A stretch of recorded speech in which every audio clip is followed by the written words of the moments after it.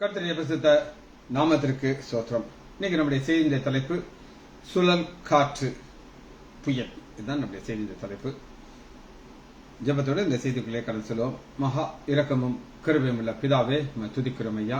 கர்த்தருடைய வழியை நாங்கள் இன்னைக்கு தியானிக்க இருக்கிறோம் ஐயா. நம்முடைய வழிகள் சுழல் காற்றில் இருக்கும் என்று வேதம் சொல்லுகிறது ராஜா.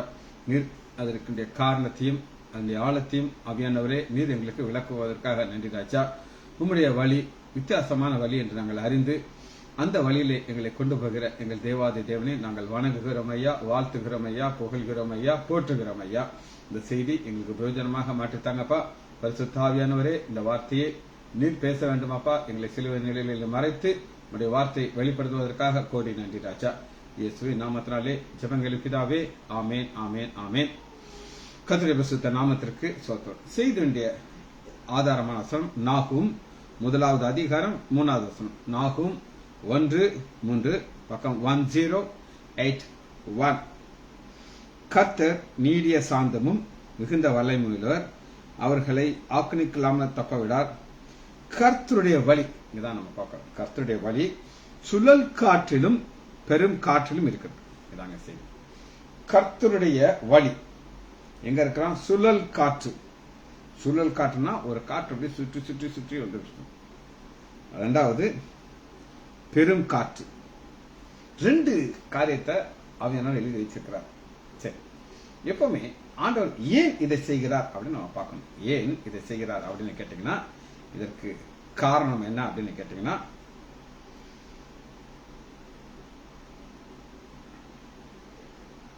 நீதிமொழிகள் 10வது அதிகாரம் 25வது வசனம். நீதிமொழிகள் 10:25. ரெண்டு வசனத்தையும் இணைத்து தான் ஃபுல்லா நம்ம பார்க்க போறோம். 10:25. சுழல் காற்று கடந்து போது போல துன்மார்க்கன் கடந்து போவான். அப்ப ஏன் ஆண்டவர் அந்த சுழல் காற்றை கொண்டு வருகிறார் அப்படின்னு கேட்டீங்கன்னா, ஒரு துன்மார்க்கன் அந்த இடத்த விட்டு அப்படியே தூரமா தூக்கி கொண்டு வரும். சுழல் காற்று கடந்து போவது போல துன்மார்க்கன், நீதிமானோ நித்திய அஸ்திபாரம். அப்ப ரெண்டு கூட்டத்தார நம்ம பார்க்கிறோம். ஒண்ணு, சுழல் காற்று வழியாக துன்மார்க்கனை அடிச்சு கொண்டு போயிடும், அவன் அங்கே இருக்கக்கூடாது. ஆனா நீதிமானோ நித்திய அஸ்திபாரம் உள்ளவர். இதுதான் செய்தி.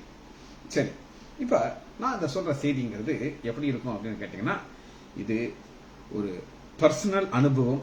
அதாவது ஒவ்வொருத்தருடைய வாழ்க்கையிலையும் ஒரு காரியத்தின் வழியாக ஆண்டவர் கொண்டு போவார். அந்த சுழல் காற்று பெருங்காற்று உங்க வாழ்க்கையில என் வாழ்க்கையில அடிக்கும் போது நம்ம இது ஏன் வந்துச்சு அப்படின்னு நம்ம நமக்குள்ளே ஒரு கேள்வியை கேட்போம். ஆண்டவரை பார்த்து கேள்வி கேட்போம். அவர் பதில் சொல்ல மாட்டாரு. ஆனால் கொஞ்ச நாளே தெரியும் ஏன் இந்த சுழல் காற்று பெருங்காற்று என்னுடைய வாழ்க்கையில வந்துச்சுன்னு சொல்லி. நம்முடைய வாழ்க்கையில நாம் போகிற பாதையில நமக்கு ரெண்டு காரியத்தை ஆண்டவர் அனுமதிக்கிறார். ஒன்னு சுழல் காற்று, பெருங்காற்று. சுழல் காற்றும் பெருங்காற்றின் வழியாகத்தான் நம்மளை கொண்டு போவார். நோக்கம் என்னன்னா, நீதிமான்கள் நிச்சய அஸ்திபாரமாக அவங்க உட்கார்ந்துக்கணும். ஆனால் துன்மார்க்கன் அந்த சுழல் காற்றுல அப்படியே சுத்தி சுத்தி சுத்தி கொண்டு போயிடும். சரி, ஜென்ரலா இந்த புயல் சுழல் காற்றை கொடுத்து நான் உங்களுக்கு சில காரியங்கள் சொல்ல போயிருக்கேன். நிறைய பேர்கள் நம்ம பார்க்கிறோம். ரீட்டா அப்படின்னு ஒரு பேர், ஒரு புயல் காற்று வந்துச்சு. அது என்ன செஞ்சிச்சு அப்படின்னு கேட்டீங்கன்னா, அமெரிக்கால உள்ள எத்தனையோ வீடுகள் அப்படி தூக்கிட்டு போயிடுச்சு. வீடுகளெல்லாம் அப்படி பறக்குது, காரு பறக்குது. இந்த ஸ்ட்ரீட் லைட் பார்த்தீங்களா, அதை அப்படி கீழே தரையில கிடக்குது. இது ஒரு அழிவு. அப்படிப்பட்ட ஒரு காற்று வந்தானா அந்த ஊர் மக்கள் எல்லாம் நொந்து போயிடுவாங்க. ஆனா அப்படிப்பட்ட ஒரு காற்று இயற்கையின் மூலமாக வருகிறது. ஆனா ஆண்டவர் நமக்கு கொண்டு போகிற பாதையை குறித்து வாசிப்போமா. ஏசாயா 55வது அதிகாரம் 8வது வசனம். ஏன் நம்முடைய வாழ்க்கையில சுழல் காற்று பெருங்காற்று வருகிறது அப்படின்னு கேட்டீங்கன்னா, என் நினைவுகள் உங்கள் நினைவுகள் அல்ல, உங்கள் வழிகள் என் வழிகளும் அல்ல. அப்ப நம்முடைய பாதை வித்தியாசமான பாதை. அந்த பாதையில ஆண்டவர் கொண்டு போறதுக்கு ஒரு நோக்கம் இல்லாம செய்ய மாட்டார். உங்களுடைய பாதை என்னுடைய பாதையில கொண்டு போறதுக்கு ஒரு பாதையை வச்சிருக்காரு. அந்த பாதையில தான் கொண்டு போவார். ஏற்கனவே வாசிச்ச வசனம் திரும்ப வாசிப்போம். நீதிமொழிகள் 10வது அதிகாரம் 25வது வசனம். இதுதான் கீ வசனம். சுழல் காற்று கடந்து போவது போல துன்மார்க்கன் கடந்து போவார்கள், நீதிமான் நித்திய அஸ்திபாரம். அவனை அந்த சுழல் காற்று ஒண்ணுமே செய்யாது. காரணம் என்னன்னா எஸ்ஐயா 55வது அதிகாரம் 8வது என் நினைவுகள். ஆண்டவர் உங்களை குறித்து ஒரு நினைவு வச்சிருக்கிறார். அந்த நினைவு வழியாக போகும்பொழுது உங்கள் நினைவுகள் என் வழிகள் அல்ல என்று கர்த்தர் சொல்லுகிறார். சரி, இன்னொரு வசனத்தை நம்ம வாசிக்க போறோம். சங்கீதம் 58:9. சங்கீதம் 58:9. முள் நெருப்பினாலே உங்கள் பானைகள் சூடேறதுக்கு முன்னே பச்சையானதையும் எரிந்து போனதையும் அவர் சுழல் காற்றிலே அடித்துக் கொண்டு போவார். இது என்ன அப்படின்னு கேட்டீங்கன்னா, ஒரு பீரியடை பார்க்கணும். ஒரு பீரியட்னா ஒரு டைம். அந்த டைம்ல என்ன நடக்கணும் அப்படின்னு கேட்டீங்கன்னா, முள் நெருப்பினாலே உங்கள் பானைகள் சூடேறும் முன்னே, சூடேறுனா அதுக்கு ஒரு டைம் இருக்குமா இருக்காது. நான் காலையில காஃபி போனேன், பால் ஒரு ஜக்கில் இருக்கும், அந்த ஃப்ரிட்ஜில் இருந்து தான் நான் இருப்பேன். ஏன்னா காலையில் நான் 4 மணிக்கு இந்த வேலையை ஆரம்பிப்பேன். அப்போ ஒரு பாத்திரத்தில் லைட்டரை வச்சு ஹீட் பண்ணி இந்த பாலை ஊற்றும் போது சில்லுன்னு இருக்கும்.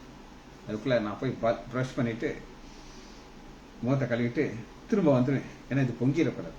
அப்போ அதுக்கு ஒரு டைம் இருக்கு. அந்த டைமுக்குள்ள இந்த பால் கொதிக்க ஆரம்பிச்சு.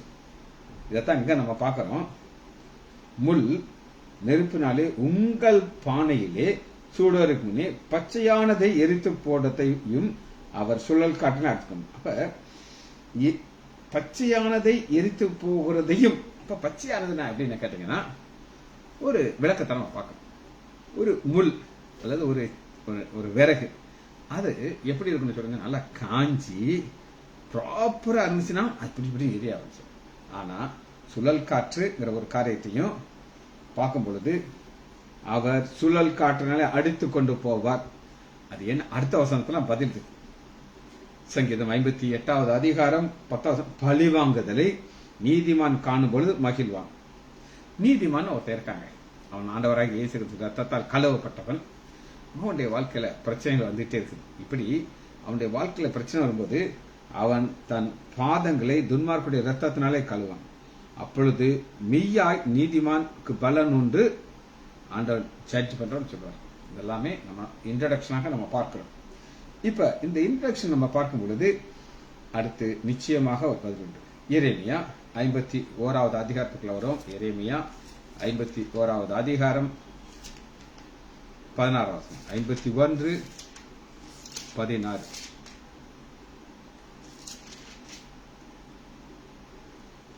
அவர் சத்தம் இடையிலே திரளான தண்ணீர் வானத்தில் உண்டாகிறது. அவர் பூமியின் எல்கையிலிருந்து மேகங்களை எழும்ப பண்ணி மழையும் மின்னலையும் உண்டாக்கி காற்றை தமது பண்டகசாலையிலிருந்து ஏவுகிறார். இப்ப காற்றை தமது பண்டகசாலையிலிருந்து ஏவுகிறார். இப்ப இந்த செய்தியை நான் திரும்ப உங்களுக்கு முதல்ல ஷார்ட்டா சொல்லிடுறேன். அப்பதான் அந்த புரிப்பு, இந்த பேசிக் தெரிஞ்சாதான் அந்த செய்தி உங்களுக்கு புரியும்.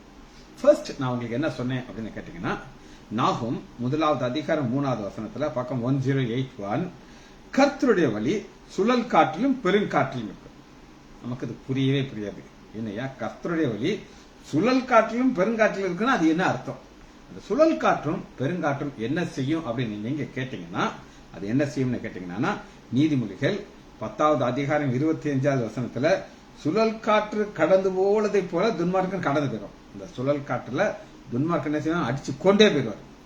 ஆனா நீதிமான் நித்திய அஸ்திபாரம் தான். நீதிமான் நித்தியமான ஒரு அஸ்திபாரத்தில் உட்கார்ந்து இருக்கணும்.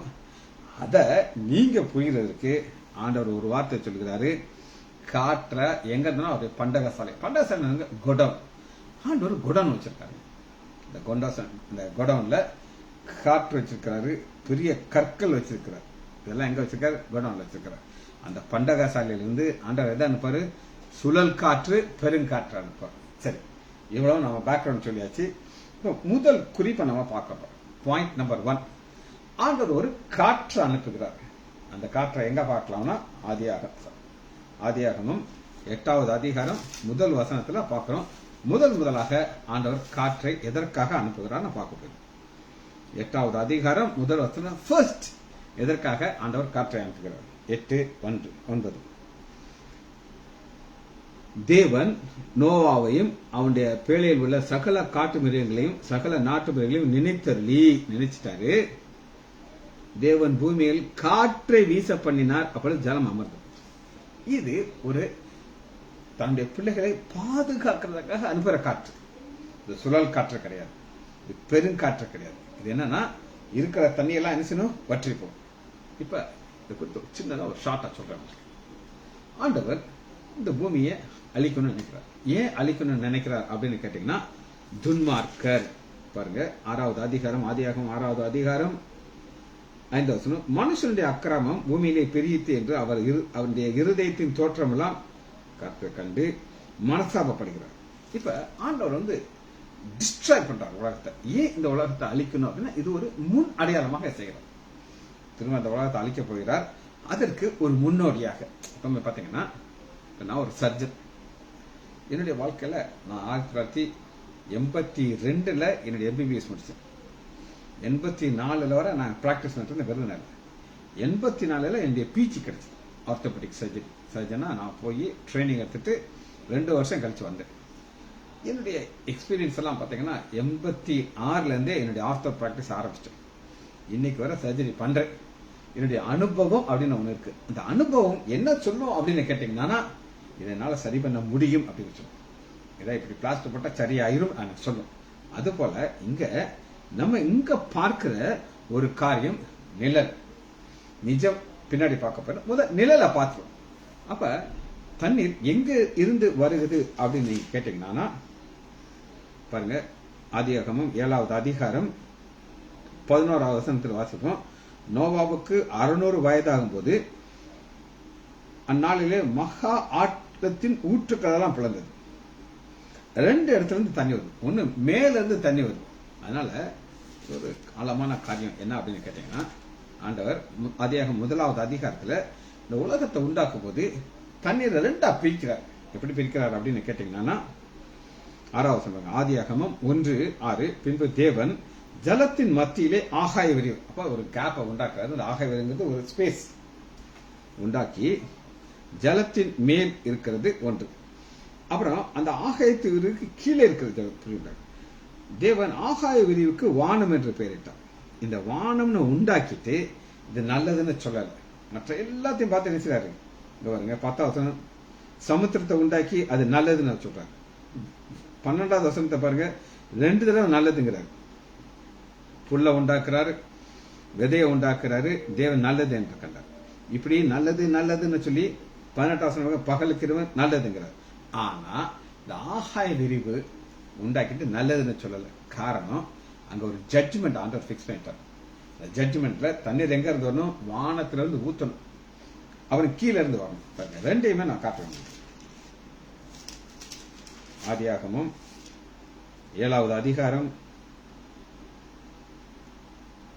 9வது வசனம், ஆணும் பெண்ணுமாக ஜோடி ஜோடியாக நோவாற்பது 7 நாள் சென்றபோது பூமியின் மேல் ஜல பிரளயம் உண்டாயிற்று. நோவா 600 அந்நாளிலே மகா ஆழத்தின் ஊற்றுகள் பிறந்தது, வானத்தின் மதகுகள் திறந்தது. வானத்தின் மதகுனா மேல இருக்கிற தண்ணி எல்லாம் அடிச்சு ஊத்துது, கீழே ஓபன் ஆகுது. ஓபன் ஆகி ஜல பிரளயம். ஆண்டவர் அழிக்கிறதுக்கு தண்ணீரை யூஸ் பண்ணுகிறார். இதுதான் ஃபர்ஸ்ட் ஒரு காற்று. இந்த காற்று தண்ணி வந்துச்சு. இப்ப அடுத்து என்ன செய்யறாரு அப்படின்னு கேட்டீங்கன்னா, இது முடிச்சதுக்கு அப்புறம் 8வது அதிகாரம் 1வது வசனம், ஆண்டவர் முதல்ல ஒரு காற்று அனுப்புகிறார். ஆதியாகமம் 8வது அதிகாரம் 1 வசனத்துல, பூமியின் மேல் காற்றை வீச பண்ணினார், அப்பொழுது ஜலம் அமர்ந்தது. காற்று வீசினோன்னு ஜலம் அமர்ந்து. இது என்னது? சிம்பிள் சயின்ஸ், ஏர் சர்க்குலேஷன். இப்ப உங்கள்கிட்ட ஒரு ஈர துணி இருக்கு, சரியா? ஈர துணியை நீங்க என்ன செய்யணும்னா, ஒரு இதுல கொடியில காயப்பட்டீங்கன்னா கொஞ்ச நேரத்தில் அப்படியே காஞ்சிடும். இது நம்ம ஊர்ல அடிக்கிற வெயில், கொஞ்சம் மழை பெய்யுது, மற்ற நேரங்கள்லாம் அடிக்கிற வெயில். ஆனா அதையே ஒரு பெரிய பக்கெட்டுக்குள்ள போட்டு அதை மூடி வச்சிருங்க. 2 நாள் கழிச்சு பாருங்க, நாத்தம் புடுங்கிடும். ஏன்னா அங்க ஏர் சர்க்குலேஷன் கிடையாது. Simple science. ஆண்டவர் அது போல காற்று அனுப்புறாரு.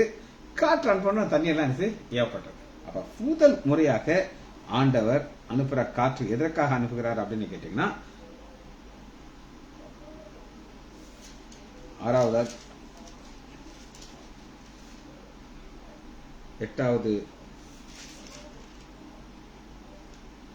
அதிகாரம் 9வது வசனம், ஆண்டவர் நீதிமான். திரும்ப உங்களுக்கு சொல்றேன், நீதிமான் நித்திய அஸ்திபாரம். ஆண்டவர் இந்த காற்று வீச பண்றது யாருக்கான? அந்த நீதிமானாகிய ஆபிரகாமுக்காக. நோவா வம்சம் பாருங்க 8வது வசனம் 6-8. நோவாவுக்கோ கர்த்தருடைய கண்களிலே கிருபை கிடைத்தது. நோவாவுடைய வம்ச வரலாறு நீதிமானும் உத்தமனா இருந்தார் தன் காலத்தில். அப்ப நான் தன் காலம்னு நான் உங்களுக்கு சொல்றேன். இப்ப நமக்கு பைபிள் இருக்கு, யூடியூப்ல மெசேஜ் எத்தனையோ மெசேஜ் வருது, அடிச்சா அத்தனை மெசேஜ் வந்துடும். பேஸ்புக்ல மெசேஜ், ஆலயத்துல மெசேஜ், டிவியில மெசேஜ் வந்துகிட்டே இருக்கு. பைபிள் டீச்சர்ஸ் அத்தனை பேர் இருக்கிறாங்க.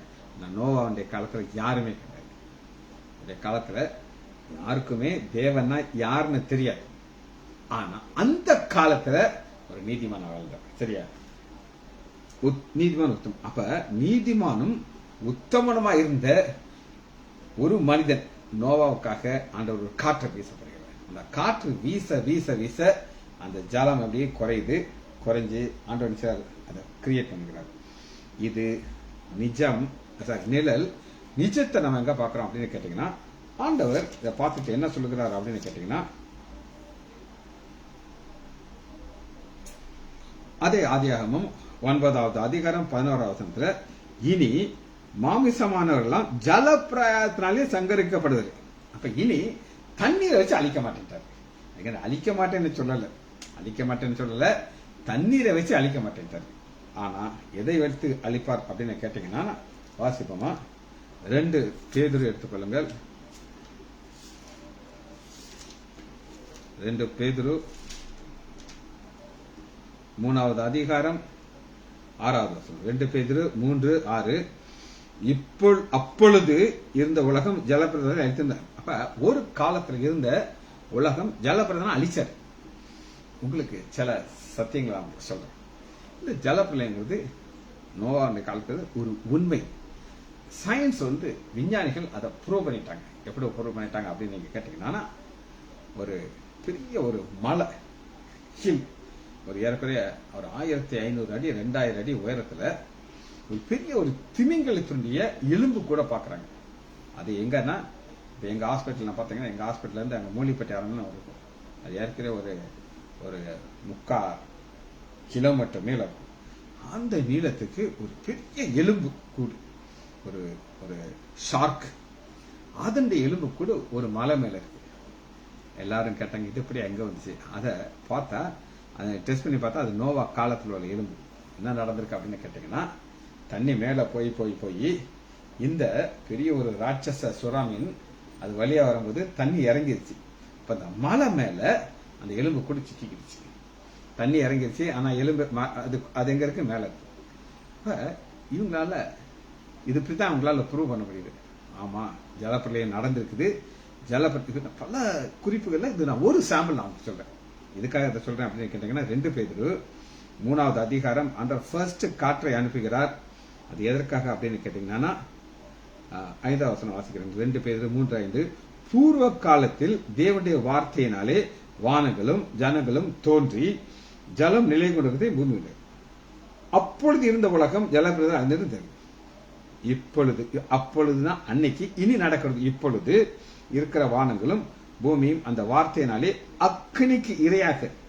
அக்கினிக்கு இரையானது அக்கினி சாப்பிட போகுதுங்க. எதை சாப்பிட? இந்த வானத்தை, இந்த பூமியையும் வானத்தையும் அழிக்க போகுது. அழிச்சிட்டு அடுத்த ஆண்டவர் உண்டு போகுது. புதிய வானம் புதிய பூமி உண்டு பண்ண போகிறார். அடுத்து பாருங்க 8வது வசனம் பாருங்க. பிரியமானவர்களே, கர்த்தருக்கு ஒரு நாள் 1000 வருஷம் போலும், 1000 வருஷம். இது என்ன அப்படின்னு நான் சொல்றேன். இப்ப இது நடந்து 4000 வருஷம் ஆயிடுச்சு. ஜலப்பிரளயம் முடிஞ்சு 4000 வருஷம் ஆயிடுச்சு. இப்ப 4000 வருஷம் ஆண்டவருக்கு எப்படி இருக்குன்னா 4 நாள் தான் இருக்கும். புரியுதா? அதனாலதான் கர்த்தருக்கு ஒரு நாள் ஈக்குவல் டு 1000 வருஷம். 1000 வருஷம் ஒரு நாள். இப்ப உங்களுக்கு நான் ஒரு சின்ன ஒரு உதாரணம் சொல்ல இது புரியுது. உங்களுக்கு ஒரு பையன் இருக்கான், நல்லா படிச்ச பையன். அவனா துபாய்க்கு, இப்ப துபாய் எல்லாம் ஃபேன்சி போயிடுச்சு. ஒரு காலத்துல துபாய் போறது பயங்கர ஃபேன்சி நினைச்சு பல லட்சங்களை செலவழிச்சு விசா வாங்கி உங்க பையனை அனுப்பியிருக்கீங்க. அவன் 4 நாளில திரும்ப வந்தா உங்களுக்கு எப்படி இருக்கும்? சோகமா இருக்கும். பார்த்தீங்கன்னா அவன் எவ்வளவு நாள் இருக்கும்? ஒரு 2 வருஷம் 3 வருஷம் இருந்து நிறைய வலைகள் எல்லாம் வாங்கி உங்க எல்லாருக்கும் ஒரு டேப் ரெக்கார்டெல்லாம், அந்த காலத்துல அப்படித்தான் இருக்கும், பெரிய டேப் ரெக்கார்டர் தூக்கிட்டு வருவாங்க. நாங்க சின்ன பையன் இருக்கும்போது அதெல்லாம் தூக்கிட்டு வரும்போது உங்களுக்கு சந்தோஷமா இருக்கும். ஆனா 4 நாளே அவன் வந்தா அப்படி இருக்கும். அதுபோல ஆண்டவர் இந்த ஜலப்பிரளயம் நடந்து எத்தனை நாள் ஆயிருக்கு? 4 நாள் ஆயிருக்கு. நான் சொல்ல, பைபிள் சொல்லு. அப்ப 9வது வசனம் பாருங்க. கர்த்தர் தாமதிக்கிறார் என்று சிலர் எண்ணுகிறது, கர்த்தர் தமது வாக்குது ஒருவர் கூட கெட்டு போகாமல் நீடிபடும். என்ன அர்த்தம் அப்படின்னு கேட்டீங்கன்னா, நான் 2000 ரட்சிக்கப்பட்டேன். 2000 பயங்கர துன்மார்க்கமான ஒரு வாழ்க்கை வாழ்ந்துட்டு, அப்படி வாழ்ந்த என்னைய ஆண்டவர் வெயிட் பண்றாரு. 2000 வரும் பொழுது சொல்றாரு, இந்த வருஷம் இது மனம் திரும்பலன்னா வெட்டிடுவோம் அப்படிங்கிறாரு. ஆண்டவராக இயேசு கிறிஸ்து ஜெபம்றாரு, இல்ல பாவம் நல்ல பையன் பாவத்துல கிடக்கிறான், நான் இவனை தூக்கிறேன். பாவத்துல ஆவியார் நினைச்சாரு, உள்ளையான சேற்று என்ன செய்யறாரு? தூக்குறாரு. தூக்கி மனம் திரும்பறதுக்கு காத்திருக்காரு. அதனாலதான் ஒருவரும் கெட்டு போகாமல் எல்லோரும் மனம். இப்ப 2வது அங்க ஒரு காற்று அனுப்பினாரு. ஆனா எங்க பாருங்க, 13வது 12வது தேவனுடைய நாள் சீக்கிரமா வரும்படி மிகுந்த ஆழ்வார், அந்த நாளிலே வானங்கள் வெந்து அழிந்து பூதல் எரிந்து போகும். இப்ப நான் பார்த்தோம், ஆண்டவர் இனி ஜலத்தினாலே அழிக்க மாட்டேங்கிறார். ஆனா எதனால அழிப்பாரு? அக்னி வச்சிருக்காரு. நடக்கு பாருங்க. அவருடைய வாக்குத்தத்தின்படி நீதி வாசமா இருக்கிற புதிய வானங்களும் புது பூமியும் காத்திருக்கும். அப்ப நம்ம வெயிட் பண்றோம். எதுக்காக? புதிய வானமும் புதிய பூமியும் உண்டாருக்காண்டி. சரி, அப்ப திரும்ப உங்களுக்கு நான் சொல்றேன், ஆண்டவர் ஒரு பாதை வச்சிருக்கிறாரு.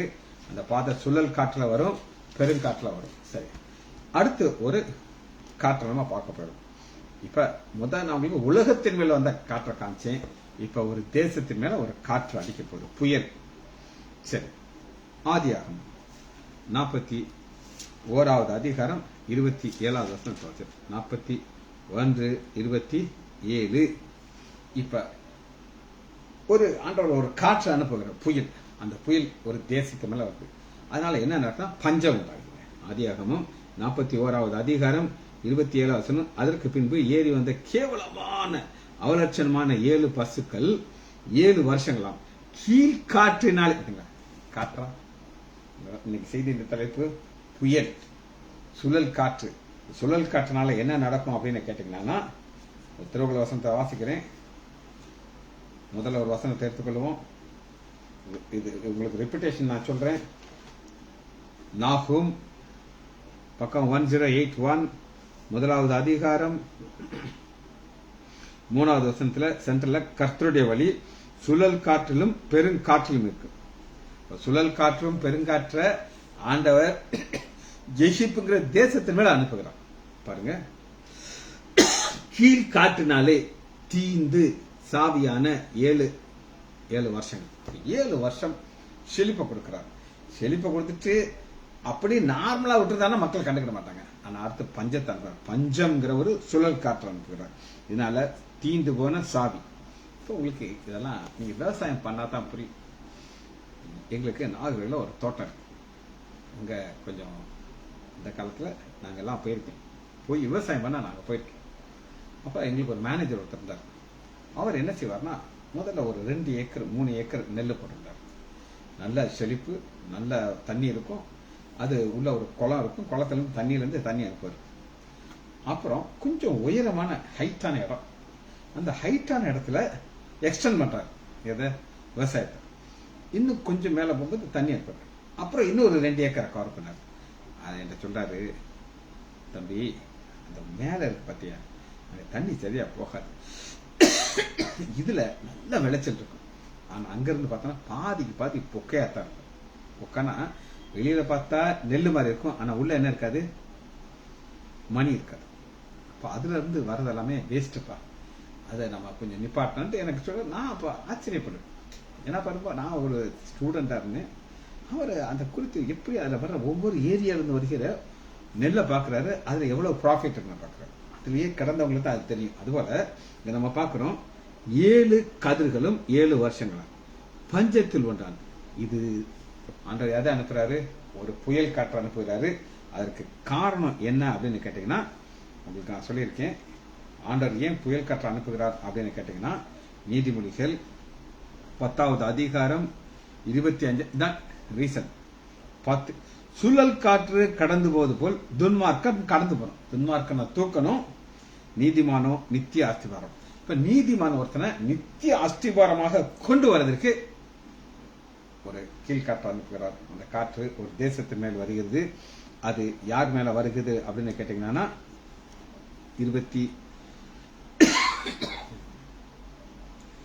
37வது வசனத்தை வாசிக்கிறேன். இப்ப இங்க நீதிமான் யாருன்னா யோசேப்பு. யோசேப்பு நீதிமானா? எஸ், நீதிமான்.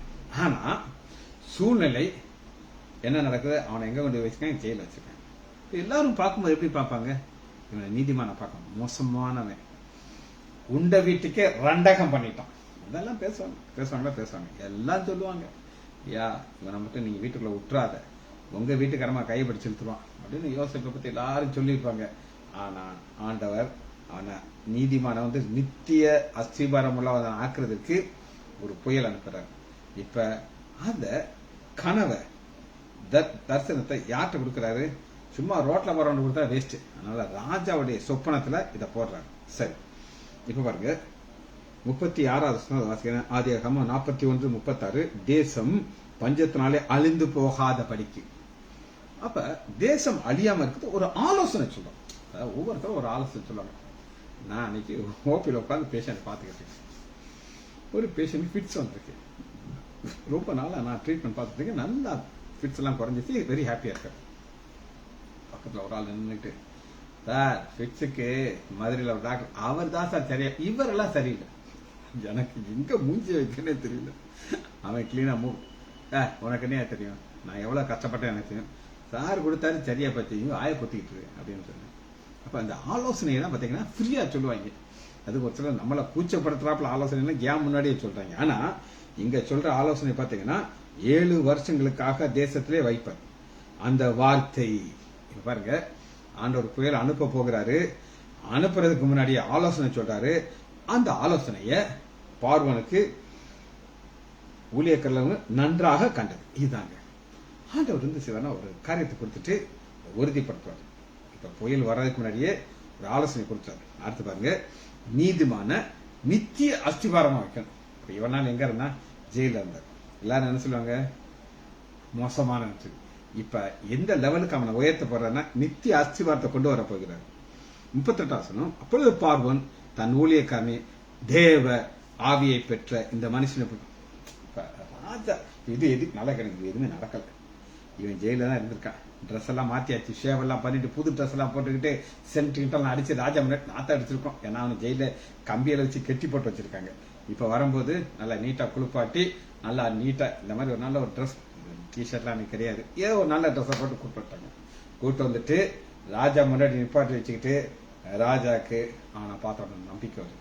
எப்படி சொல்லுகிறார் அப்படின்னா, அப்பொழுது பார்வன் தன் ஊழியக்காரனுக்கு தேவ ஆவியை பெற்ற இந்த மனுஷன். அப்ப ஒரு மனிதனை நித்திய அஸ்திரமா போடுறதுக்கு இந்த ஒரு காரியத்தை சொல்றார்.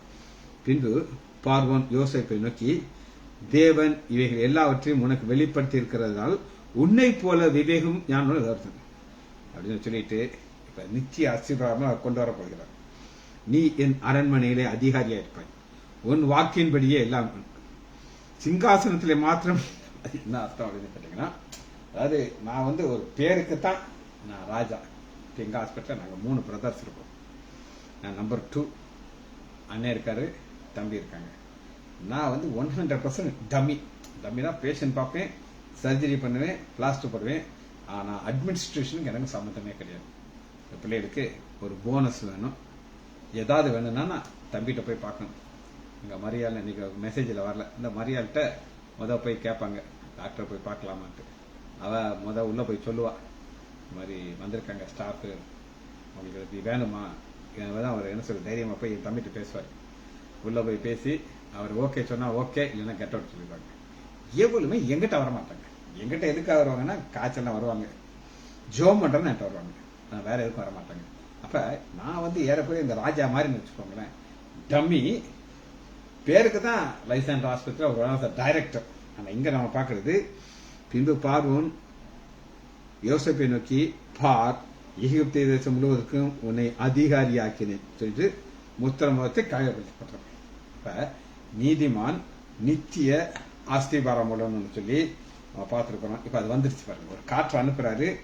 நீதிமொழிகள் 10வது அதிகாரம் 20, சுழல் காற்று கடந்து போவது போல துன்மார்க்கன் கடந்து போவான். சரி, இப்ப நீங்க கேட்கலாம், துன்மார்க்கர் எங்க இருக்காருங்க கேட்கலாமா இல்லையா? எஸ், காட்டப்படும். துன்மார்க்கரை நான் உங்களுக்கு காட்டப் போகிறேன். யாரை பார்ப்போம்? 42வது அதிகாரம் 6வது வசனம். 42:6 துன்மார்க்கனை நம்ம பார்க்க போகிறோம். யோசேப்பு அந்த தேசத்திற்கு அதிபதியான ஜனங்களை விற்றார். இப்ப என்ன ஆகுதுன்னா, யோசேப்பின் சகோதரர் முகம் குப்புற தரையில வணங்கினார்கள். இதாங்க துன்மார்க்கன்லாம் யோசேப்ப குடியில போட்டாலுங்கிறதுக்கு முன்னாடி அவங்களுக்கு என்ன கொன்றுண்டாங்க, கொலை செய்தோம்னு நினைச்சாங்க. ஆனா பார்த்துக்கிட்டே இருக்கும்போது மூத்தவன் ரூபன் வர்றாரு. அப்பா எதுக்குப்பா அவனை கொல்லணும், நமக்கு என்ன லாபம்? இவங்கெல்லாம் ஒரு ஆடு மேய்க்கிறவங்க லாபம் பார்ப்பாங்க, என்ன லாபம் நமக்கு இருக்கு அப்படின்ட்டு இவன் என்ன செய்யும், வித்துருவோம்னு சொல்லி வித்துறாங்க. வித்து இதை எங்க போயிட்டாரு, போர்த்திபார் வீட்டுக்கு போயாச்சு. இப்ப இவர் எங்க போகணும், அரண்மனைக்கு தான் போகணும். அப்ப இவன் நேராவே எங்க அனுப்பியிருக்கலாம், அரண்மனைக்கு அனுப்பிடலாம். ஆனா ஆவியான் அப்படி செய்ய மாட்டாரு. ஒவ்வொருத்தரும் ஒரு ஸ்டேஜ் வச்சுக்கிறாரு. முதல்ல ஒரு வீட்டுக்குள்ள அனுப்புறாரு. அந்த போர்த்திபார் வீட்டுல ரொம்ப சந்தோஷமா இருக்காரு. அதாவது போர்த்திபார் வீடே இவர் வந்தோன்னு ஆசீர்வதிக்கப்படுது. அப்ப ஆண்டவர் அங்க ஒரு புயல் அனுப்புறாரு, ஒரு சுழல் காற்ற சுத்த விடுறாரு. அப்ப அந்த போர்த்திபாருடைய மனைவி மட்டும் இவனை கையை பிடிச்சு இழுக்காம இருந்தார் அப்படின்னு நான் என்ன நடந்துக்கணும், அவர் அங்கேயே இருந்திருப்பார், வயசாகி அங்கேயே செத்து போயிருப்பார். ஆண்டவர் இவரை நித்திய ஆச்சரியத்துக்கு கொண்டு வந்திருக்க முடியாது. அப்ப ஒரு சுழல் காற்று எங்க அனுப்புறாரு, உள்ள அனுப்புறாரு. அனுப்பி அவனை அங்கிருந்து எங்க கொண்டாரு, சிறைச்சாலையில அடுத்து ஒரு குட்டி புயல் காற்று அனுப்புறாரு. அங்க 2 பேர் இருக்காங்க, ஒன்னு பானபாத்திரக்காரன், இன்னொருத்தர் சுயம். இப்ப இவங்களுக்கு ஒரு பிரச்சனை வருது, அவங்க மறந்துட்டாங்க. இப்படி அனுப்பி அனுப்பி அனுப்பி ஒரு கடைசியில் ஒரு காற்றை அனுப்ப போறேன், அது என்ன செய்யணும்னா எல்லாத்தையும் சாவி ஆக்கிச்சு. அப்புறம் இவரை ஹைட்டை கொண்டாந்தாச்சு. கொண்டாந்து துன்மார்க்கர்ல என்ன செய்வாரு அப்படின்னு கேட்டீங்கன்னா, முகம் குப்புற தரையில விழுந்து வணங்கினார்கள். ஆண்டவர் சொன்னா செய்வார், அது கஷ்டமே கிடையாது, அவருக்கு அது லேசான காரியம். ஜெபிச்சு முடிப்போமா? மகா இரக்கமும் கிருபையுமுள்ள பிதாவே, துதிக்கிறோம் ஐயா. புயல் சுழல் காற்றுங்கிற செய்தியை அவையானவர் எங்களுக்கு தந்ததுக்காக நன்றி ராஜா. உலகத்தின் மேல் வந்த காற்றை நாங்கள் பார்த்தோம் ஐயா. அது எங்களுக்கு நிச்சயமான ஒரு புதிய வானம், புதிய பூமிக்காக வந்திருக்கிற ஒரு நிழல். அதுபோல ஒரு தேசத்தின் மேல் வந்த ஒரு புயலை பார்த்தோம் ஐயா. எங்கள் வாழ்க்கையில் ஒரு புயல் வரும், ஆனாலும் நான் விசுவாசிக்கிறவர் இன்னார் என்று நான் அறிவேன். அவரிடத்தில் ஒப்பு கொடுத்ததை அவர் அந்நாள் வரை காக்க வல்லவராக இருக்கிற நிச்சயத்தோடு இந்த வாழ்க்கையை வாழ்கிறோம் ஐயா. பிள்ளைகள் ஒவ்வொருவரையும் என் ஆண்டவராகிய இயேசு கிறிஸ்துவின் நாமத்தினாலே ஆசீர்வதிக்கிறேன். இயேசுவின் நாமத்தினாலே ஜெபங்களின் பிதாவே, ஆமேன் ஆமேன்.